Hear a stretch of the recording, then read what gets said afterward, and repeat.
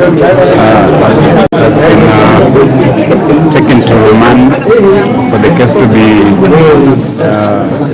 determined tomorrow. He will be faced by the courts on bond or so will be taken to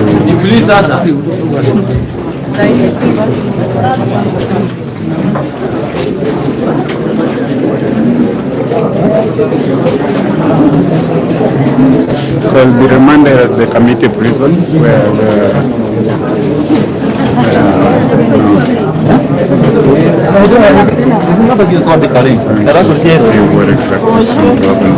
thank you so much for those who kept moving with us.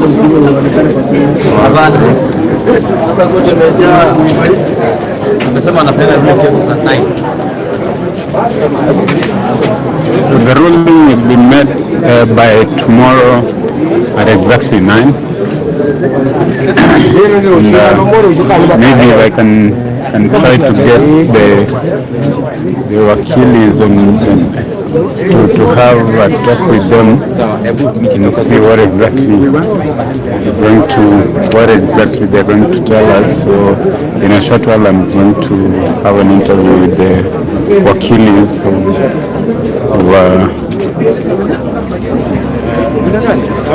the accused persons. Which channel?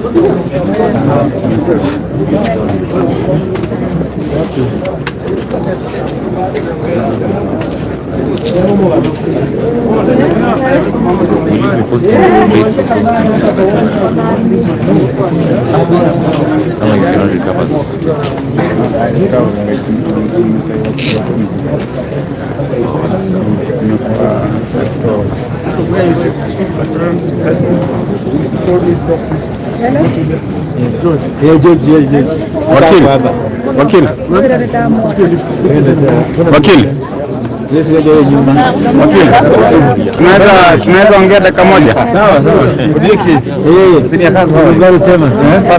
Kuja tuongee. Tunaongea tukiwa pamoja tu hapa. So just what's niwekele mic. Hawa ndio watapeleka hiki kitu kwa dunia. Yes. Dakika moja tu.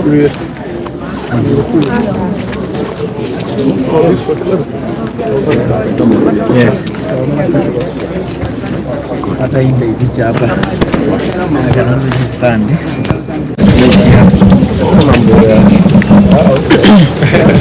Yes. Are you ready? Are you guys ready? Just a minute. That's why were they objecting to that? It was relevant. The flight. Yes. It was quite relevant. And the residents. Yeah. So how was today? No, today is okay because we have seen our client for the first time. This is what they should have done on Thursday. Because while hiding, there is no reason whatsoever. If you went to church, the process should be open, transparent and accountable. That's what the Constitution dictates.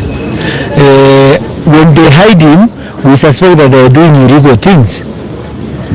So, but you can see the team of lawyers who have defended him.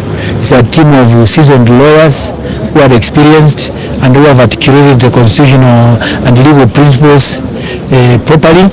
And we believe that any institution addressing its mind properly to the facts and the law will always admit them to bond.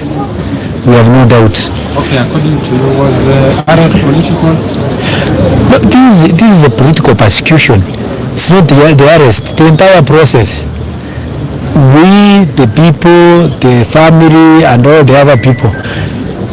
Maina was not arrested in a road demonstrating. He was arrested in his home when he visited his father, who is ailing. He went to visit him at his home.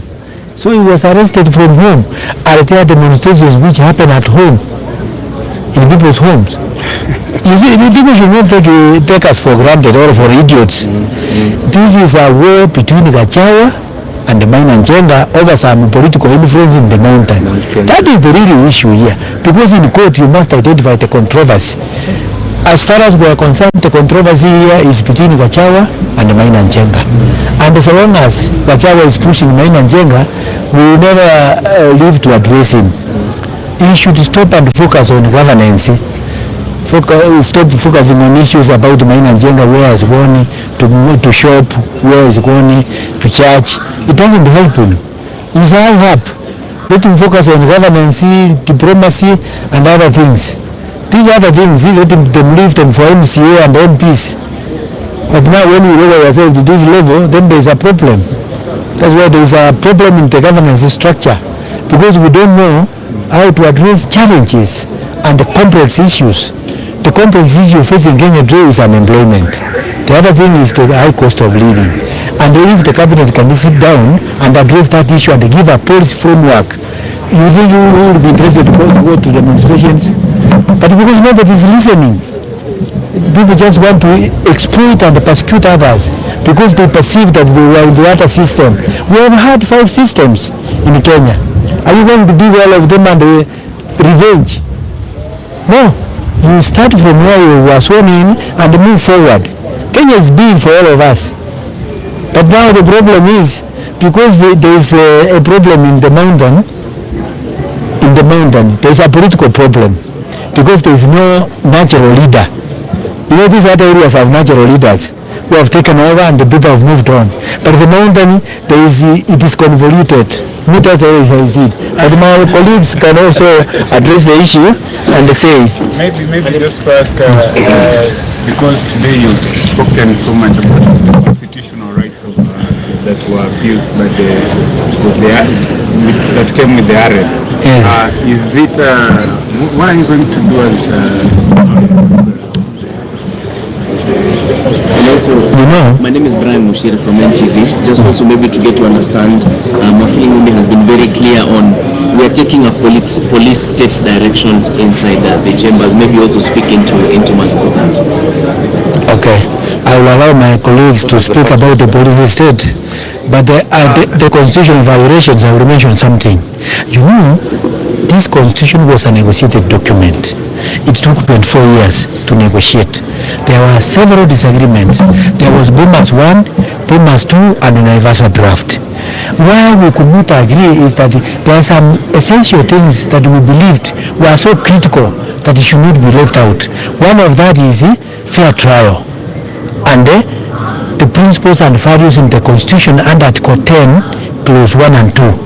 So those principles includes patriotism, the rule of law, democratic practice, transparency, openness, and accountability. So that if you are a state officer and you want to do something, you should be open, transparent, and accountable.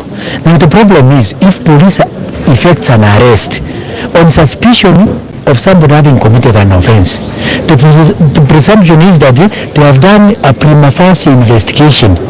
They have tangible evidence or a cogent which you can hold on. Then they now say, let us go and arrest. But you see, they are arresting and they have only one witness who is a police officer who is armed.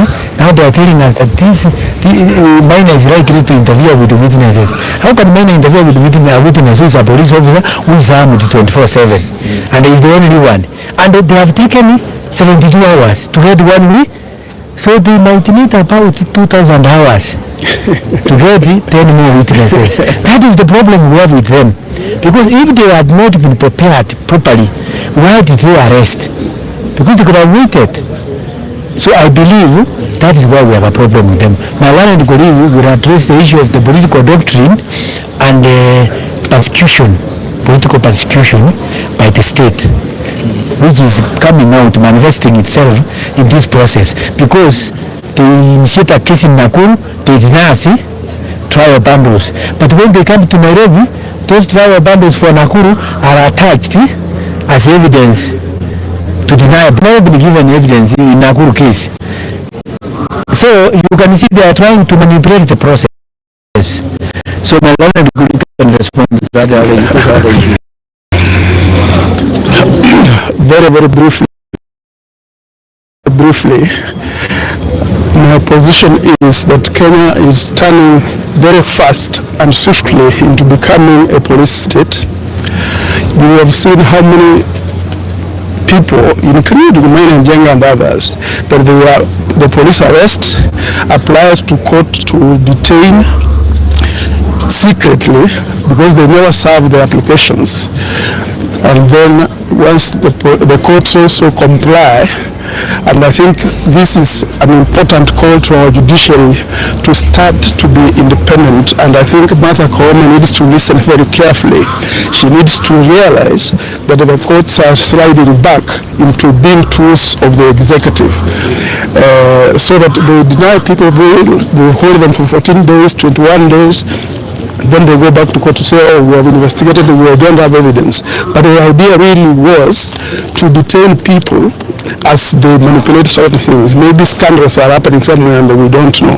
So that's why I am holding the view that when we find the office of the DPP coming to support the police action without upholding the values of the Constitution, like my colleague has said, you can see that we are actually leaning very, very dangerously towards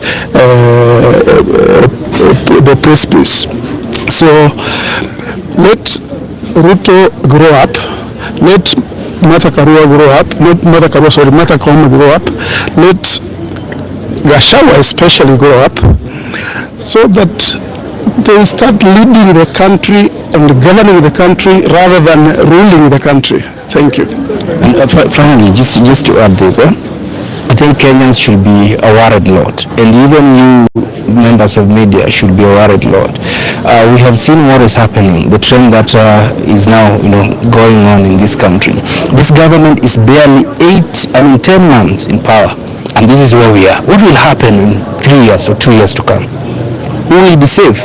Even the court will not be safe if they don't, if they don't put their foot down. So it is high time they decided that they want to fix this mess. It is only the courts that now we can run to.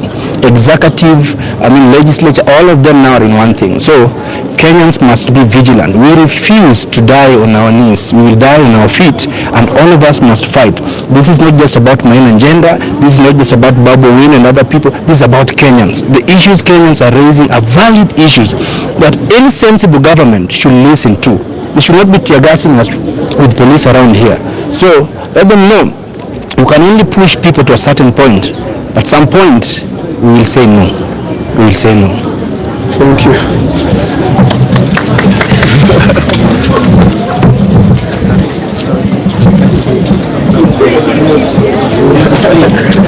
So you've heard whatever the kind of say that they said, and there's so much that was spoken in court today, and perhaps just to tell you is that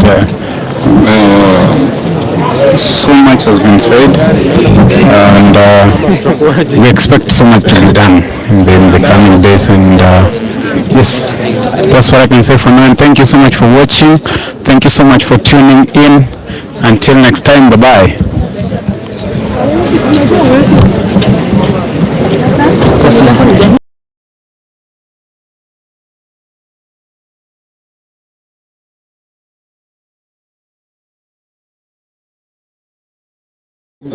A ni nambari 4 ya 1994 na ile amended 4 ambayo ni 4A subsection 2 ya 2022. Na maelezo ni kwamba nini watatu tarehe 19 Julai 2023 katika eneo la Kiserian Kajiado County mliweza kupatikana mkiwa na madawa ya kulevya ambayo ni bangi yenye ilikuwa inatoshana na gramu 1224 yenye thamani ya shilingi 36,720.